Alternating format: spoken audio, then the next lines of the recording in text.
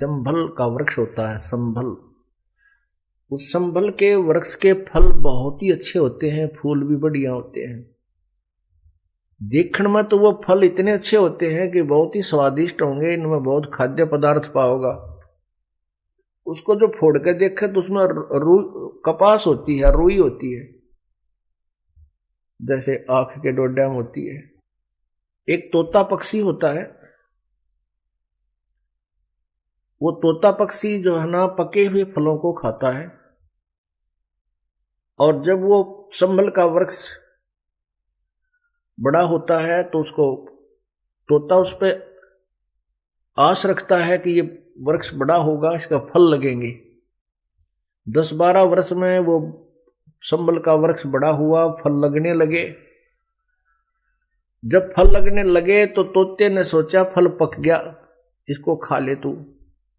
संभल के फल को खाने के उद्देश्य से, पके हुए फल को खाने के उद्देश्य से तोते ने चोंच मारी आछी दबा के, और वो चोंच मारते ही रुई उसके मुंह में फंस गई चोंच में। अब उसने सोचा था आनंद लूंगा, फल मीठा फल पाऊंगा, खाऊंगा, और वह चोंच फंस गई उसकी चोंच में, उसने वह रुई फंस गई उसकी चोंच में, जान बचानी मुश्किल होगी। अब हमें क्या बताते हैं परमात्मा कि जिस परिवार की पोषण में, इस परिवार रूपी तूने जो पेड़ लाया है, इसके आस में ये सोचता है ये बुजुर्ग, ये व्यक्ति के बुढ़ापे में मनमौज हो जाएगी, बच्चा ने पाल पोस दूंगा, इनकी ब्याह शादी कर दूंगा, और फिर मेरे आराम से ठाठते रहूंगा। बुढ़ापे में तो रह लिया ठाठते, तेरा जिए जानेगा जैसा तू ठाठते रहेगा। तो ये पहले याद दिलाई जाती है कि बुढ़ापे में कोई सुख का सांस तो नहीं ले सकता, ना तू दान कर सकता, क्योंकि बच्चे सारी संपत्ति पर गिंडली मार कर बैठ जाएंगे सांप की तरह, एक चौने नहीं देंगे, मांग के लेनी पड़ेगी, वो भी राजी हो गए दे देंगे, ना नहीं देंगे। और ना फिर तो किधर सफर करने दोगा।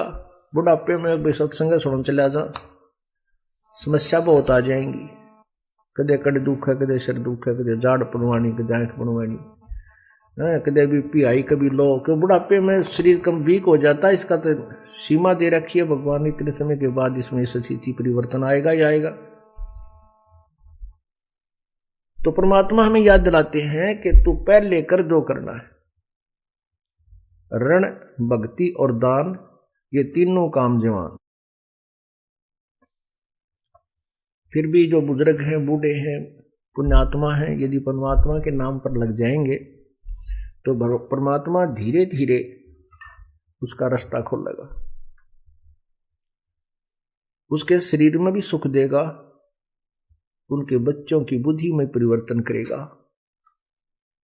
क्योंकि प्रभु प्रबल शक्ति है, वो हर परिवर्तन कर सकता है।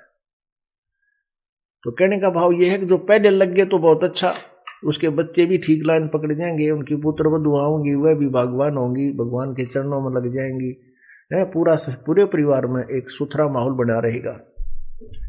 और जो परमात्मा से दूर हैं या बिल्कुल लास्ट में आएंगे, कोई ऐसी घबराने की बात नहीं है, लाभ उसको भी मिलेगा।